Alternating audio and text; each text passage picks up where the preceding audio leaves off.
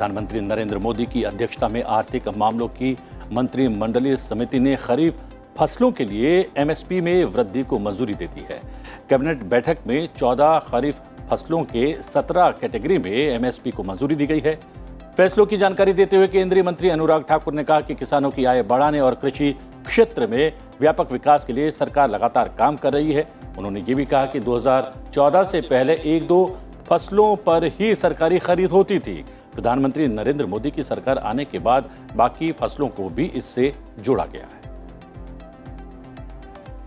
17 फसलों के न्यूनतम समर्थन मूल्य यानी कि एमएसपी का अनुमोदन किया गया है और ये इसलिए भी महत्वपूर्ण है कि बुआई के समय अगर किसानों के ये आश्वासन होता है कि क्या दाम मिलने वाला है तो उससे उनका मनोबल भी बढ़ता है और उनको दाम भी बेहतर मिल पाते हैं।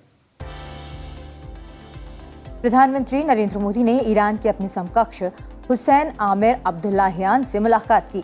इस दौरान भारत और ईरान के बीच सदियों पुराने सभ्यतागत संबंधों के और विकास पर उपयोगी चर्चा के लिए प्रधानमंत्री ने प्रसन्नता व्यक्त की। उन्होंने कहा कि दोनों देशों को कोविड के बाद के युग में आदान प्रदान में तेजी लाने के लिए काम करना चाहिए। ईरानी विदेश मंत्री ने अपने भारतीय समकक्ष विदेश मंत्री एस जयशंकर से भी मुलाकात की। दोनों नेताओं ने व्यापार, संपर्क, स्वास्थ्य और लोगों से लोगों के बीच संपर्क समेत द्विपक्षीय मुद्दों पर चर्चा की। इसके अलावा JCPOA, अफगानिस्तान और यूक्रेन के मुद्दे पर भी बातचीत हुई। दोनों देशों के बीच नागरिक और वाणिज्यिक मामलों में पारस्परिक कानूनी सहायता के समझौतों पर हस्ताक्षर किए गए। राष्ट्रपति रामनाथ कोविंद को शिक्षा मंत्री धर्मेंद्र प्रधान, सूचना और प्रसारण मंत्री अनुराग ठाकुर और राज्य मंत्री डॉक्टर एल मुरुगन ने किताब रिपब्लिकन एथिक एंड लोकतंत्र के स्वर की पहली प्रति भेंट की। ये पुस्तक राष्ट्रपति कोविंद द्वारा अपने चौथे वर्ष के कार्यकाल में दिए गए भाषणों को संकलित करती है। बुधवार को इन पुस्तकों का विमोचन शिक्षा मंत्री धर्मेंद्र प्रधान के साथ सूचना एवं प्रसारण मंत्री Anurag Thakur, MOS doctor L Murugan और शिक्षा राज्य मंत्री डॉक्टर सुभाष सरकार ने किया। बुधवार को महेश नवमी के मौके पर लोकसभा अध्यक्ष ओम बिरला संसदीय क्षेत्र कोटा में माहेश्वरी समाज की ओर से आयोजित शोभा यात्रा में शामिल हुए। उन्होंने कहा कि इस तरह के आयोजन हमारी समृद्ध संस्कृति और पुरातन परंपराओं को परिलक्षित करते हैं, युवा पीढ़ी को जड़ों से जोड़ते हुए सामाजिक एकता को मजबूत और सशक्त करते हैं। इससे पहले लोकसभा अध्यक्ष ने कोटा बूंदी के निमोदा हरिजी गांव में मां श्री वक्रांगी देवी के दर्शन किए। देवी मां के मंदिर का जीर्णोद्धार कर इसे भव्य स्वरूप दिया गया है। मंदिर में आयोजित प्राण प्रतिष्ठा समारोह और शतचंडी महायज्ञ में भी लोकसभा अध्यक्ष शामिल हुए। केंद्रीय मंत्रिमंडल ने 10 अंतःकक्षीय संचार उपग्रहों को भारत सरकार से न्यू स्पेस इंडिया लिमिटेड को हस्तांतरित करने के प्रस्ताव को बुधवार को मंजूरी दे दी। सरकारी बयान के अनुसार प्रधानमंत्री नरेंद्र मोदी की अध्यक्षता में हुई मंत्रिमंडल की बैठक में 10 इन ऑर्बिट संचार उपग्रहों को भारत सरकार से न्यू स्पेस इंडिया लिमिटेड को हस्तांतरित करने को मंजूरी दे दी गई है। उच्चतम न्यायालय ने नीट PG 21 में 1450 से अधिक सीटें खाली रहने पर बुधवार को मेडिकल काउंसलिंग समिति यानी MCC को फटकार लगाई। शीर्ष अदालत ने कहा कि इसने न केवल उम्मीदवारों को मुश्किल में डाला है बल्कि इससे डॉक्टरों की भी कमी होगी। उच्चतम न्यायालय ने केंद्र सरकार और MCC को 24 घंटे में हलफनामा दाखिल कर बताने को कहा कि कितनी सीटें खाली हैं और उन पर उम्मीदवारों को प्रवेश नहीं देने का कारण बताने को कहा। RBI ने बढ़ती महंगाई को काबू में लाने के लिए प्रमुख नीतिगत दर रेपो को 0.5% बढ़ाकर 4.9% कर दिया है। RBI के इस कदम से ऋण महंगा होगा और कर्ज की मासिक किस्त यानी कि EMI भी बढ़ेगी। RBI गवर्नर शक्तिकांत दास ने मौद्रिक नीति समिति की 3 दिन की बैठक के फैसलों की जानकारी देते हुए ये कहा कि MPC ने आम सहमति से नीतिगत दर में 0.5% की वृद्धि का फैसला किया है। रेपो दर में वृद्धि के साथ स्थायी जमा सुविधा दर 4.65% और सीमांत स्थायी सुविधा दर और बैंक दर 5.15% हो गई है। देश में कोविड-19 के मामलों में बढ़ोतरी देखी जा रही है। बुधवार को देश में एक दिन में कोविड-19 के 5,233 नए मामले सामने आए। इसी के साथ उपचाराधीन मरीजों की संख्या बढ़कर 28,857 पर पहुंच गई। पिछले 24 घंटे में उपचाराधीन मरीजों की संख्या में 1,881 की बढ़ोतरी हुई। स्वास्थ्य मंत्रालय के मुताबिक दैनिक संक्रमण दर 1.67% है, जबकि साप्ताहिक संक्रमण दर 1.12% दर्ज की गई। आज से भारत और दक्षिण अफ्रीका के बीच T20 श्रृंखला शुरू हो रही है, लेकिन श्रृंखला शुरू होने से ठीक पहले भारत को दो बड़े झटके लगे हैं। बीसीसीआई ने ट्वीट करके केएल राहुल और कुलदीप यादव के बाहर होने की जानकारी दी है। बीसीसीआई ने ट्वीट किया है कि केएल राहुल और कुलदीप यादव चोट के कारण दक्षिण अफ्रीका के खिलाफ सीरीज से बाहर हो गए हैं। अखिल भारतीय सीनियर चयनकर्ता समिति ने दक्षिण अफ्रीका के खिलाफ घरेलू सीरीज के लिए विकेटकीपर बल्लेबाज ऋषभ पंत को भारतीय टीम का कप्तान जबकि हार्दिक पांड्या को उप कप्तान बनाया है। भारत की दिग्गज महिला खिलाड़ी और वनडे कप्तान मिताली राज ने इंटरनेशनल क्रिकेट से संन्यास की घोषणा कर दी है। मिताली ने भारत के लिए 23 साल क्रिकेट खेला और उनके नाम महिला क्रिकेट में सबसे ज्यादा रन बनाने का रिकॉर्ड है। बात फुटबॉल की। भारत ने एशिया कप क्वालिफिकेशन के तीसरे दौर के पहले मैच में बुधवार को कंबोडिया को 2-0 से हरा दिया। दोनों गोल कप्तान सुनील छेत्री ने किए और 126वां अंतर्राष्ट्रीय मैच खेल रहे सुनील छेत्री के इसके साथ ही अंतर्राष्ट्रीय करियर में 81 गोल हो गए हैं। इसके साथ ही वो दुनिया में सर्वाधिक गोल करने वालों की सूची में 6ठे स्थान पर पहुंच गए हैं। एशिया कप फाइनल्स में जगह बनाने के लिए भारत का अगला मैच 11 जून को अफगानिस्तान से होगा।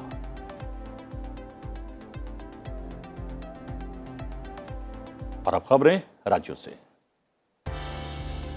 जम्मू कश्मीर सरकार ने रजनी बाला की मौत के 10वें दिन राज्य के सभी स्कूलों में 2 मिनट का मौन रखने का आदेश दिया है। 36 साल की रजनी बाला जम्मू के सांबा जिले की रहने वाली थी। 31 मई को आतंकवादियों द्वारा गोली मारकर उनकी हत्या कर दी गई थी। जम्मू कश्मीर के एलजी मनोज सिन्हा ने कहा कि जिस स्कूल में रजनी बाला पढ़ाती थी उस स्कूल का नाम अब उनके नाम पर रखा जाएगा।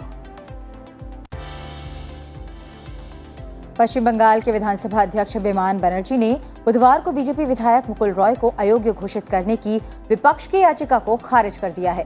विपक्ष के नेता शुभेंदु अधिकारी ने विधानसभा अध्यक्ष से मुकुल रॉय को अयोग्य घोषित करने की मांग करते हुए अयोग्यता याचिका दायर की थी। विधानसभा अध्यक्ष ने कहा कि उन्हें याचिकाकर्ता के तर्क में कोई तथ्य नहीं मिला है, इसलिए उन्होंने इस मामले पर अपना पिछला फैसला बरकरार रखा है। बीजेपी अध्यक्ष जेपी नड्डा पश्चिम बंगाल के दौरे पर हैं। नड्डा आज दक्षिण कोलकाता के नेशनल लाइब्रेरी में पश्चिम बंगाल भाजपा की प्रदेश कार्यकारिणी की बैठक का शुभारंभ करेंगे। पार्टी को एक साथ लाने, बूथ स्तर तक संगठन को मजबूत करने और राज्य की ममता बनर्जी सरकार के खिलाफ पार्टी की लड़ाई की रणनीति बनाने के मद्देनजर इस बैठक को काफी महत्वपूर्ण माना जा रहा है। नड्डा आज पार्टी के विधायकों और अन्य नेताओं के साथ भी अलग अलग बैठक करेंगे। भारतीय जनता पार्टी ने बुधवार को उत्तर प्रदेश, महाराष्ट्र और बिहार विधान परिषद के द्विवार्षिक चुनावों के लिए उम्मीदवारों के नामों की घोषणा कर दी। उत्तर प्रदेश में पार्टी ने उप मुख्यमंत्री केशव प्रसाद मौर्य सहित 7 मंत्रियों को उम्मीदवार बनाया है। पार्टी की ओर से जारी एक आधिकारिक बयान में कहा गया है कि भाजपा की केंद्रीय चुनाव समिति ने उत्तर प्रदेश में 9, महाराष्ट्र में 5 और बिहार में 2 उम्मीदवारों के नामों की मंजूरी दी है। दिल्ली एनसीआर में अगले साल से कोयले के इस्तेमाल पर बैन लग जाएगा। वायु गुणवत्ता प्रबंधन आयोग ने 1 जनवरी 2023 से पूरे दिल्ली एनसीआर में औद्योगिक, घरेलू और अन्य कार्यों में कोयले के इस्तेमाल पर प्रतिबंध लगाने के निर्देश जारी कर दिए हैं। हालांकि ताप बिजली संयंत्रों में कम सल्फर वाले कोयले के इस्तेमाल पर प्रतिबंध से छूट दी गई है। हम बता दें, CAQM ने 3 जून को जारी एक आदेश में कहा कि कोयले के इस्तेमाल पर प्रतिबंध 1 अक्टूबर से PNG बुनियादी ढांचे और आपूर्ति वाले क्षेत्रों में तथा 1 जनवरी 2023 से उन क्षेत्रों में लागू होगा जहां PNG आपूर्ति अब भी उपलब्ध नहीं है। अगले साल 1 जनवरी से पूरे राष्ट्रीय राजधानी क्षेत्र में ईंधन के रूप में कोयले के इस्तेमाल पर प्रतिबंध लगा दिया जाएगा। चुनाव प्रचार में अनियमितता के एक मामले में बिहार के पूर्व मुख्यमंत्री और RJD प्रमुख लालू प्रसाद यादव पर जुर्माना लगाया गया है। याचिका पर सुनवाई के बाद पलामू कोर्ट ने उन पर 6,000 रुपए का जुर्माना लगाया है। कोर्ट ने लालू यादव को मामले में जुर्माना लगाकर बरी कर दिया है। अब उन्हें दोबारा कोर्ट में पेश होने की जरूरत नहीं है। महाराष्ट्र में एक ही दिन में कोविड के नए मामलों में 81% का उछाल देखा गया है, जो बेहद खतरनाक माना जा रहा है। 18 फरवरी के बाद मंगलवार को सबसे ज्यादा केस दर्ज किए गए। राज्य के स्वास्थ्य विभाग का कहना है कि एक BA.5 का केस भी दर्ज किया गया है। केरल में मंगलवार को कोरोना के 2271 नए मामले सामने आए थे। एर्नाकुलम जिले में सबसे ज्यादा 662 नए मामले सामने आए हैं। इसके बाद तिरुवनंतपुरम में 416 और कोट्टायम में 274 मामले दर्ज किए गए। सोमवार को राज्य में कोरोना के 1494 मामले सामने आए। आम आदमी पार्टी ने आगामी राज्य चुनावों की तैयारी में अपनी गुजरात इकाई को भंग किया। जल्द ही एक नई राज्य इकाई की घोषणा की जाएगी। असम में कार्बी आंगलोंग स्वायत्त परिषद की 26 सीटों के लिए कड़ी सुरक्षा के बीच मतदान संपन्न हो गया है। इसमें 14 महिला उम्मीदवारों सहित 154 उम्मीदवारों के राजनीतिक भाग्य का फैसला होना है। 12 जून को वोटों की गिनती होगी। आज असम के मुख्यमंत्री हिमंत बिस्वा शर्मा की कैबिनेट का विस्तार किया जाएगा। गुवाहाटी के श्रीमंत शंकरदेव कला क्षेत्र में आज दोपहर करीब 3 बजे सत्तारूढ़ दल बीजेपी के 2 विधायक मंत्री पद की शपथ लेंगे। महाराष्ट्र माध्यमिक और उच्च माध्यमिक शिक्षा बोर्ड द्वारा आयोजित 12वीं कक्षा की वार्षिक परीक्षा में लड़कियों ने लड़कों से बेहतर प्रदर्शन किया है। परीक्षा परिणाम घोषित हो गए हैं। परीक्षा में कुल 94.22% विद्यार्थी उत्तीर्ण हुए हैं, जो कि पिछले साल परीक्षा उत्तीर्ण करने वाले 99.63% विद्यार्थियों की तुलना में काफी कम है। मानसा में मूसा गांव में दिवंगत गायक और कांग्रेस नेता सिद्धू मूसेवाला के घर पर अंतिम अरदास का आयोजन किया गया। कार्यक्रम में शामिल होने के लिए बड़ी संख्या में लोग एकत्रित हुए। और अब नजर डालते हैं अंतर्राष्ट्रीय खबरों पर। रक्षा मंत्री राजनाथ सिंह वियतनाम के 3 दिवसीय दौरे पर हैं।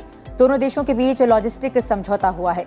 समझौतों के तहत दोनों देशों की सेनाएं लॉजिस्टिक जरूरतों के लिए एक दूसरे के सैन्य बेस का उपयोग कर सकेंगी। इसी के साथ ही भारत ने वियतनाम के साथ संबंधों को दीर्घकालिक मजबूती के लिए भारत वियतनाम रक्षा साझेदारी 2030 के संयुक्त विजन दस्तावेज पर हस्ताक्षर किए हैं। मैत्रीपूर्ण रिश्तों में सैन्य सहयोग के इस समझौते को बेहद अहम माना जा रहा है। रक्षा मंत्री राजनाथ सिंह और वियतनाम के उनके समकक्ष जनरल फान वान गियांग ने हनोई में बुधवार को द्विपक्षीय बातचीत के बाद इस संयुक्त समझौते पर हस्ताक्षर किए। मैत्रीपूर्ण रिश्तों में सैन्य सहयोग के इस समझौते को बेहद अहम माना जा रहा है। भारत से लगती सीमा के निकट चीन का रक्षा बुनियादी ढांचा निर्माण करना अमेरिका को अच्छा नहीं लग रहा है। अमेरिका ने इस पर चिंता जताई है। अमेरिकी सेना के प्रशांत क्षेत्र के कमांडिंग जनरल चार्ल्स ए फ्लिन ने बुधवार को कहा कि भारत से लगती सीमा के निकट चीन द्वारा कुछ रक्षा बुनियादी ढांचे स्थापित करना चिंता की बात है। हिंद प्रशांत क्षेत्र में चीनी कम्युनिस्ट पार्टी का अस्थिर और कटु व्यवहार ठीक नहीं है। भारत से लगती अपनी सीमा के निकट चीन द्वारा स्थापित किए जा रहे कुछ रक्षा बुनियादी ढांचे भी चिंताजनक हैं। चीन पूर्वी लद्दाख में रणनीतिक रूप से महत्वपूर्ण पैंगोंग झील के आसपास अपने कब्जे वाले क्षेत्र में एक अन्य पुल का निर्माण कर रहा है। चीन और कंबोडिया के अधिकारियों ने बुधवार को विवादास्पद नौसैन्य बंदरगाह विस्तार परियोजना की शुरुआत की। इस परियोजना के साथ ही दोनों देशों ने अमेरिका की इन चिंताओं को खारिज कर दिया कि थाईलैंड की खाड़ी में इस बंदरगाह का इस्तेमाल चीन नौसैन्य ठिकानों के तौर पर कर सकता है। कंबोडिया के रक्षा मंत्री कंबोडिया में चीन के राजदूत और अन्य अधिकारियों ने रीम नेवल बेस की आधुनिकीकरण परियोजना का उद्घाटन किया। इस परियोजना के तहत बंदरगाह में पोतों की मरम्मत के लिए एक सूखी गोदी, एक विस्तारित घाट और एक अस्पताल, एक कार्यशाला और एक स्वागत भवन बनाया जाएगा।